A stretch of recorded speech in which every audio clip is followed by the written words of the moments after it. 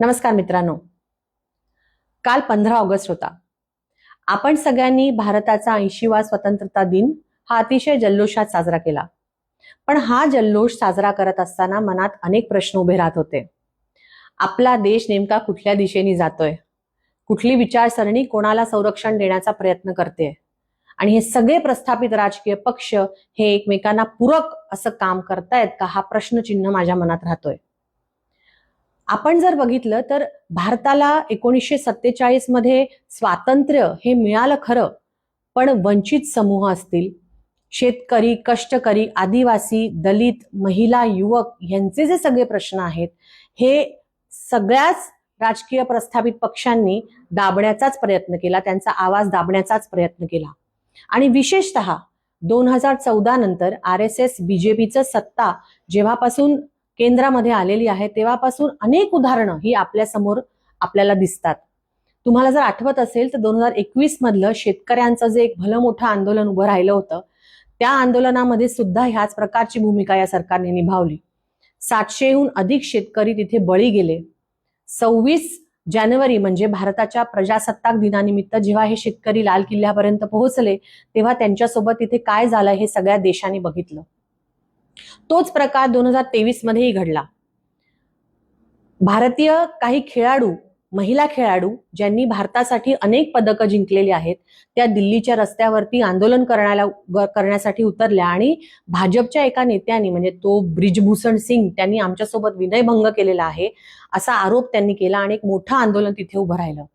त्या आंदोलनाला सुद्धा या भाजप आणि RSS सरकारने अशाच पद्धतीने चिरडलं. त्या महिला खेळाडूंना अक्षरशः फरफटत दिल्ली पोलीस तिथून उचलून घेऊन गेली आणि आज त्या ब्रिजभूषण सिंगला क्लीन चिट मिळालेली आहे. ह्याच प्रकारचं काहीतरी त्यांनी आता 21 जुलै आणि ह्या सगळ्या काळा दरम्यान पण केलं. विद्यार्थ्यांचं जे एक मोठं आंदोलन जंतर मंतर मध्ये उभं झालं, त्या विद्यार्थ्यांवरती काठी, गोळ्या ह्या सगळ्या झाडल्या गेल्या आणि त्यांना अक्षरशः बेहाल करून बेदम मारहाण तिथे झालेली आहे. सोनम वांगचुक यांना ज्या पद्धतीने तिथून ओरबाडून नेलं आणि हॉस्पिटलमध्ये डांबलं हे सुद्धा आपण सगळ्यांनी बघितलं, त्याचा निषेध सुद्धा आपण नोंदवला. पण एका बाजूला जर RSS BJP हे करत असेल तर दुसऱ्या बाजूला काँग्रेस आणि त्यांचे मित्रपक्ष नेमकं काय करतायत? ते काही वेगळं करतायत का? तर अजिबात नाही. झारखंडमध्ये आज जे सुरू आहे हे सगळ्या देशाने खरं तर बघितलं पाहिजे. त्याच्याबद्दल हे कोणी बोलत नाहीत, पण आपण सगळ्यांनी त्याची माहिती घेतली पाहिजे आणि त्याच्याबद्दल आपण बोललं पाहिजे. ज्या प्रकारे दिल्लीमध्ये आंदोलन उभं झालं, विद्यार्थ्यांचं आंदोलन उभं झालं, त्याच प्रकारचं एक आंदोलन झारखंडमध्ये सुद्धा उभं झालंय. आणि मोहतो हे जे त्यांचे विद्यार्थ्यांचे नेते तिथे आहेत, त्यांना झारखंड मुक्ती मोर्चा आणि काँग्रेसचं संयुक्त सरकार असलेल्या ह्या राज्यामध्ये कुठल्या प्रकारची वागणूक मिळाली, कशी मारहाण झाली, त्यांना सुद्धा कसं जबरदस्तीने उचलून नेलंय आणि हॉस्पिटलमध्ये डांबून ठेवलंय. एवढंच नाही तर काल 15 ऑगस्ट रोजी एका तिरंगा रॅलीमध्ये त्यांना तिथे सामील व्हायचं होतं, ते सुद्धा यांनी करू दिलेलं नाहीये. मग ह्या दोघांमध्ये काय फरक आहे? एका बाजूला RSS BJP आणि एका बाजूला काँग्रेस आणि त्यांचे मित्रपक्ष जर एकाच पद्धतीचा व्यवहार या सगळ्या आपल्याच लोकांवरती करत असेल तर ह्या दोघांमध्ये फरक काय आहे? त्याच्या पुढे एक पायरी जाऊन जर काँग्रेसचे नेते राहुल गांधी आणि आज जे विरोधी पक्षाचे नेते म्हणून लोकसभेत काम करतात ते जर असं म्हणत असतील की RSSचं फ्रीडम ऑफ एक्सप्रेशन किंवा RSSचं जे एक्सप्रेशन आहे हे मी संपू देणार नाही, त्या संघटनेला मी संपू देणार नाही, याचा अर्थ नेमका काय लावावा? राहुलजी गांधी यांना हे लक्षात आलं पाहिजे की ज्या शक्ती देशाच्या विरोधात काम करतात, देशाच्या एकतेला धोका निर्माण करतात, अशा शक्तींना संरक्षण देऊन आपल्याला नेमकं काय हासिल करायचं आहे बरं? त्यामुळे ह्या सगळ्या विधानांकडे आपण सगळ्यांनी डोळसपणे बघितलं पाहिजे. काँग्रेस आणि त्यांचे मित्रपक्ष आणि भाजप आणि RSS हे काही वेगळं करतायत का, एकमेकांना पूरक काम करतायत आणि एकसारखंच काम करतायत, ह्याचा विचार आपण सगळ्यांनी केला पाहिजे. त्या पुढे अजून जाऊन RSS BJP वारंवार देशाला, देशाच्या लोकांना, आता सध्या आंदोलनं सुरू आहेत त्या सगळ्या युवकांना देशभक्तीचे डोस पाजत असते. आम्ही कसे देशभक्त आणि तुम्ही कसे देशविरोधी हे सांगत असते आणि त्याची प्रतीकं त्यांनी ठरवून दिलेली आहेत.